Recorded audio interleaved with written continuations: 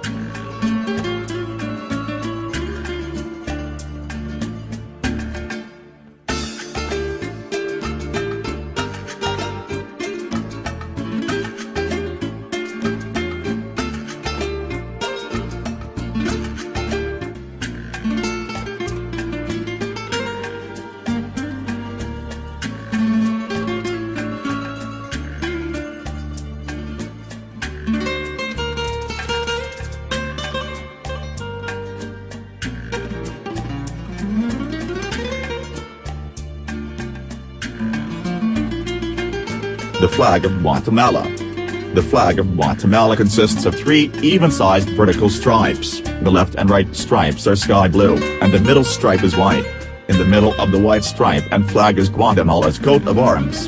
The coat of arms consists of a shield with 2 rifles and 2 golden swords tied with laurel branches, on a light blue field. There are also golden letters that read Libertad 15 September 1821. Above, there is a quetzal bird which is the symbol of independence and autonomy of the nation. In the Guatemalan flag's coat of arms, the crossed rifles indicate Guatemala's willingness to defend itself by war if need be, while the olive branches symbolize the preferred peace. The sky blue stripes represent the fact that Guatemala is located between the Pacific and Atlantic Oceans, and the white stripe stands for the purity of the country's values and peace.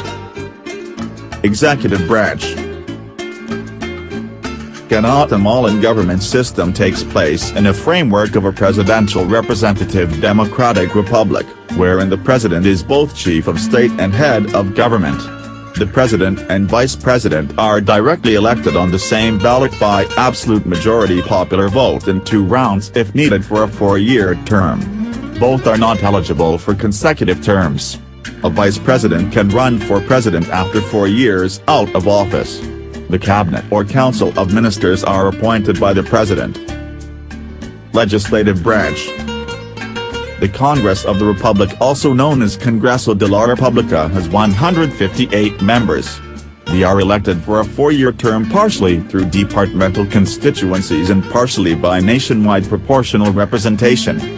127 members directly elected in multi-seat constituencies within each of the country's 22 departments by simple majority vote, and 31 directly elected in a single nationwide constituency by proportional representation vote.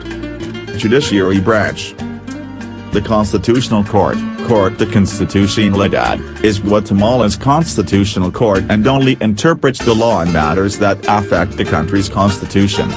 It is composed of 5 judges, elected for concurrent 5-year terms each with a suppleant, each serving 1 year as president of the court. 1 is elected by Congress, 1 elected by the Supreme Court of Justice, 1 is appointed by the president, 1 is elected by Superior Council of the Universidad San Carlos de Guatemala, and 1 by the Bar Association, Colegio de Abogados. The Supreme Court of Justice, Corte Suprema de Justicia, is Guatemala's highest court.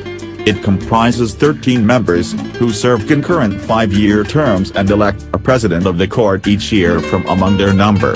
The president of the Supreme Court of Justice also supervises trial judges around the country, who are named to 5-year terms. The Supreme Court has an appeal court formed by 43 members. When one of the Supreme Court is absent or cannot participate in a case, one of the appeal court takes its place. Voters' qualifications. Suffrage is universal for everyone over the age of 18. He or she must be a Guatemalan citizen. He or she must have full possession of civil and political rights. However, active members of the armed forces and police cannot vote and are restricted to their barracks on election day. This is largely due to Guatemala's storied history of military dictatorships.